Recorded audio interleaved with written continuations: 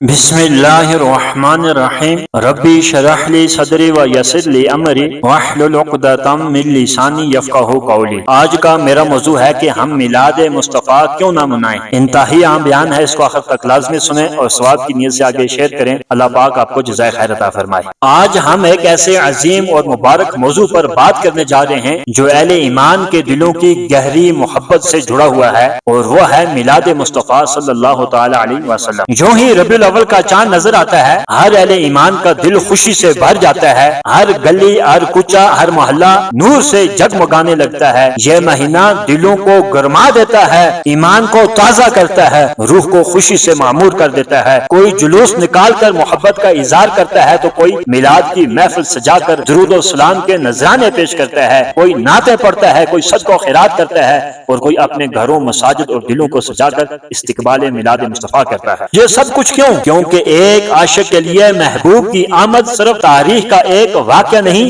بلکہ روح کی خوشی، دل کی بہار اور ایمان کی تازگی کا ذریعہ ہے۔ اس روح پرور ماحول میں بعض لوگ سوال کرتے ہیں کہ ہم میلاد کیوں مناتے ہیں؟ تو ہم جواباً کہیں گے کہ ہم میلاد کیوں نہ منائیں؟ کیا اس ہستی کا میلاد نہ منائیں جس کے صدقے ہمیں ایمان ملا، قرآن ملا، عرفان ملا، ایقان ملا، ہدایت ملی، رحمت ملی، نعمت عظمی ملی اور رب تعالیٰ کی پہچان نصیب ہوئی؟ ہم ان کا میلاد کیوں نہ منائیں جن کو اللہ تعالیٰ نے رحمت للعالمین بنا کر بھیجا، جن کی آمد سے جہالت کا اندھیرا چھٹا اور ہدایت کا سورج طلوع ہوا؟ ہم ان کی ولادت بسعادت پر خوشی کا اظہار کیوں نہ کریں؟ کیا ہم اس ہستی کی ولادت کا جشن نہ منائیں جو تمام جہانوں کے لیے رحمت بن کر آئے؟ تو جس کی ذات کے صدقے ہمیں ایمان ملا، قرآن ملا، ہدایت ملی اور جینے کا سلیقہ ملا، ہم ان کا میلاد کیوں نہ منائیں؟ جب رب کائنات خود نبی کریم علیہ الصلوۃ والسلام کی آمد کو قرآن میں بیان فرما رہا ہے، ہم ان کا میلاد کیوں نہ منائیں کہ جن کی آمد سے مکہ کی گلیاں اس نور سے جگمگا اٹھیں جس کا فیض آج تک جاری ہے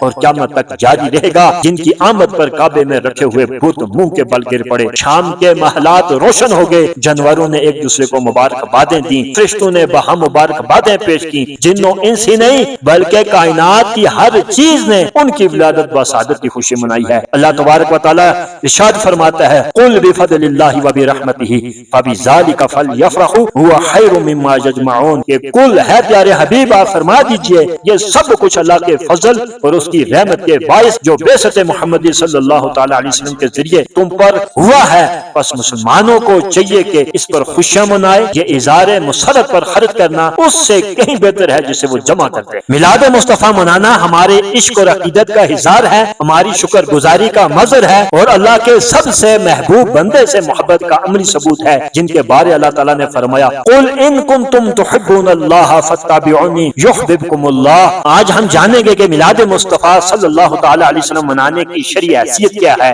اس کا صحیح انداز کیا ہونا چاہیے، اور کیسے ہم اس دین کو حضور علیہ الصلوۃ والسلام کی تعلیمات کے مطابق گزار سکتے ہیں۔ جو آیت مبارکہ میں نے آپ کے سامنے پڑھی کہ اللہ تعالیٰ کے فضل و رحمت پر خوشی منائیں، اور جب رحمت کی بات آتی ہے تو یاد رکھیں خود رب تعالیٰ اپنے محبوب کو رحمت للعالمین قرار دیا ہے۔ اس کی تفسیر کرتے ہوئے فخر المفسرین امام رازی نے ان الفاظ کے اثر اور اختصاص اور امتیاز کو یوں واضح کیا کہ فبذلک فلیفرحوا، کہ اثر کا فائدہ دے رہا ہے، یعنی واجب ہے کہ انسان صرف اسی پر خوشی منائے۔ نیز آیت کریمہ میں فضل اور رحمت کے درمیان واو عطفہ ہے۔ عام اصول کے مطابق چاہیے تو یہ تھا کہ جس طرح فضل اور رحمت کا ذکر جدا جدا ہوا، ان دونوں کے لیے بیان کردہ حرف اشارہ ذالک بھی اسی طرح تثنیہ کا ہوتا، لیکن یہاں ایسا نہیں ہے۔ غور کریں تو معلوم ہوتا ہے کہ فضل اور رحمت کے ذکر کے بعد واحد اشارہ ذالک لایا گیا۔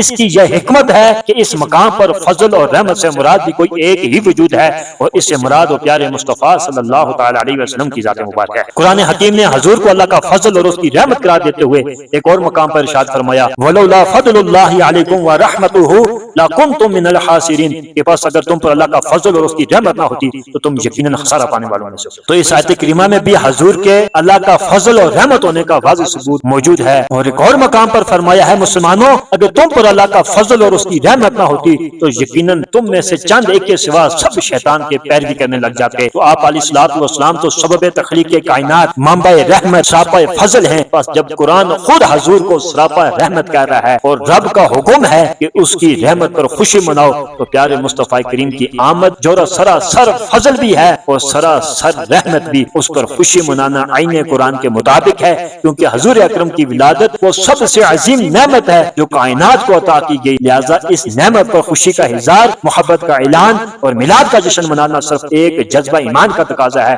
بلکہ قرآنی حکم کی بجا آوری بھی ہے۔ یہ معاذ اللہ کا کرم ہے کہ اس نے راہ ہدایت سے بھٹکی ہوئی انسانیت میں اپنا حبیب محبوب فرمایا اور بنی نوع انسان شیطانی حملے